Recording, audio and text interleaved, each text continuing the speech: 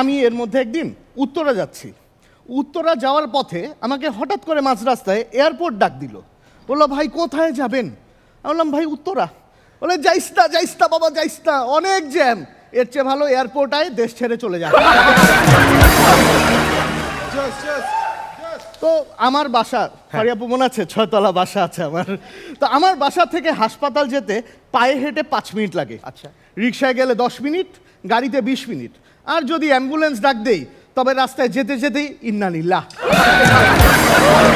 আসছে এই এপিসোডের প্রথম পারফর্মার সৈয়দ রিদওয়ান হোসেন বিপ্রো।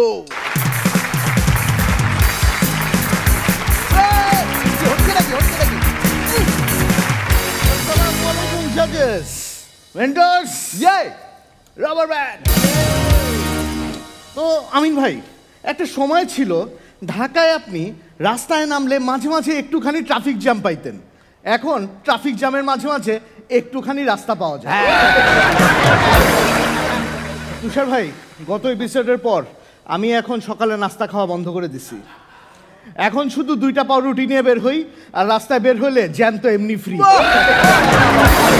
জাহাঙ্গীর ভাই টাকা বেঁচে গেছে তো পুরা।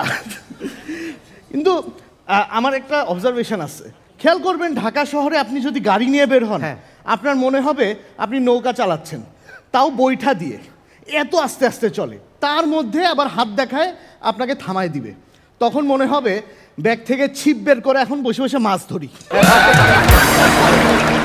এই মাছ ধরতে ধরতে সাইড দিয়ে 2টা মোটর সাইকেলে সাঁতরায় মানুষ চলে যায়, জানেন? এখন আপনি ভাবতে পারেন এত কিছু বলতেছি, কিন্তু নৌকা, সাঁতার এইগুলা কেন? কারণ এটা ঢাকা শহর, একটুখানি বৃষ্টি পড়লেই রাস্তায় পানি জমে যায়। আমি এর মধ্যে একদিন উত্তরা যাচ্ছি। উত্তরা যাওয়ার পথে আমাকে হঠাৎ করে মাঝ রাস্তায় এয়ারপোর্ট ডাক দিল। বললো, ভাই কোথায় যাবেন? আমি বললাম, ভাই উত্তরা।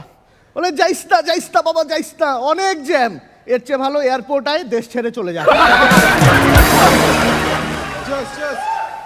তো আমার বাসা ফারিয়াপু মনে আছে, 6 তলা বাসা আছে আমার। তো আমার বাসা থেকে হাসপাতাল যেতে পায়ে হেঁটে 5 মিনিট লাগে। আচ্ছা, রিক্সায় গেলে 10 মিনিট, গাড়িতে 20 মিনিট, আর যদি অ্যাম্বুলেন্স ডাক দেই তবে রাস্তায় যেতে যেতেই ইন্নালিল্লাহ।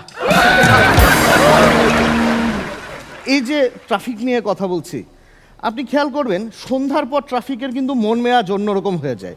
হ্যাঁ, এবং ওইখানে অনেক গ্যাঞ্জাম লাগা শুরু হয়। তো আমার এক বন্ধু আছে, ওর নাম রাফি। ও রাস্তাঘাটে প্রচুর গ্যাঞ্জাম করে। একদিন গ্যাঞ্জাম করে আমাকে ফোন দিয়ে ধরায় দিছে একজনকে।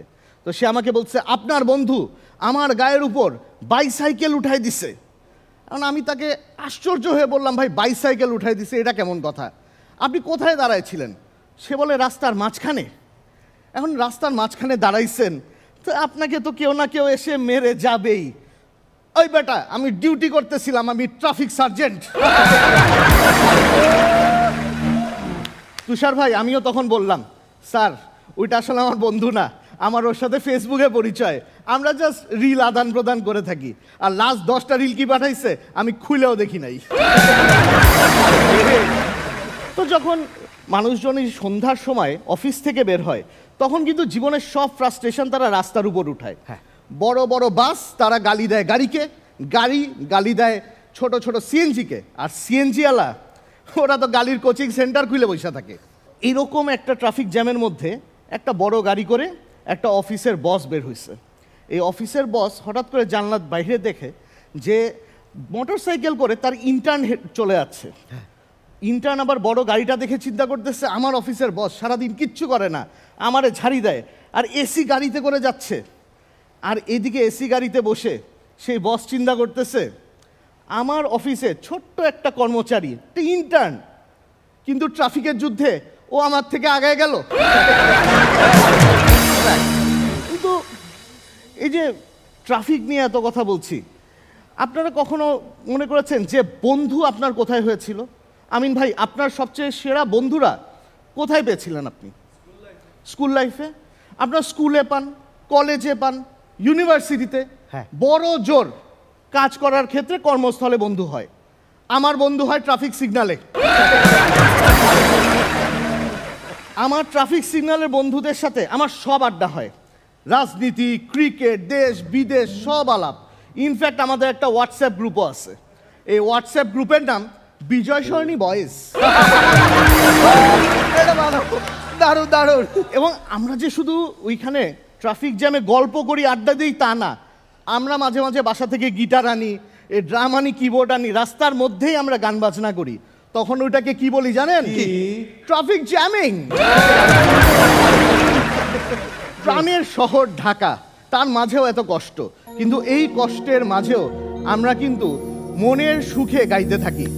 আমি ফাইসা গেছি, আমি ফাইসা গেছি, আমি ফাইসা গেছি জ্যামের চিপায়, আমি ফাইসা গেছি, আমি ফাইসা গেছি, আমি ফাইসা গেছি জ্যামের চিপায়। আমাগো দিলে চোট বোঝে না কোনো হালায়, আমাগো দিলে চোট বোঝে না কোনো হালায়। ফাইসা গেছি, আমি ফাইসা গেছি, আমি ফাইসা গেছি জ্যামের চিপায়।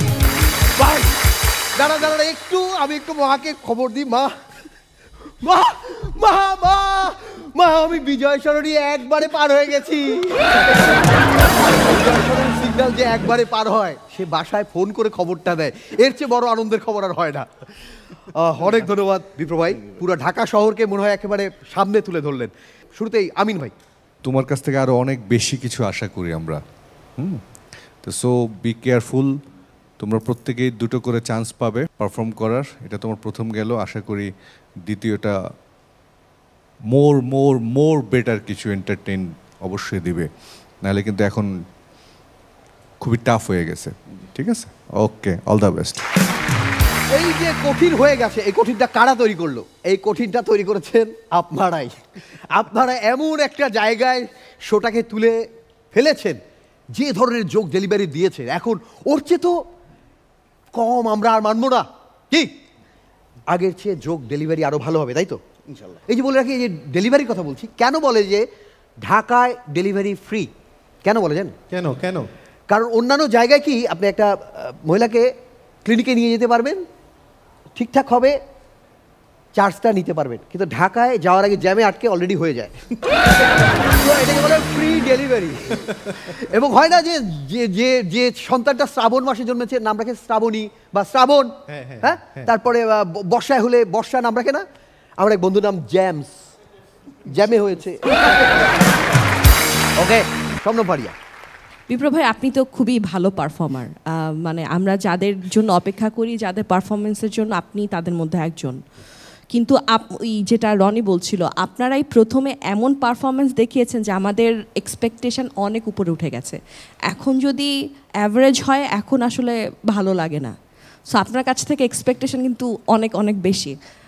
ভালো ছিল, বাট আরও ভালো চাই। ওকে, আপনি কি কাজটা করতে পারতেন জানেন? এইটা করতে পারতেন প্রথমে, আর প্রথমেরটা করতে পারতেন এখন।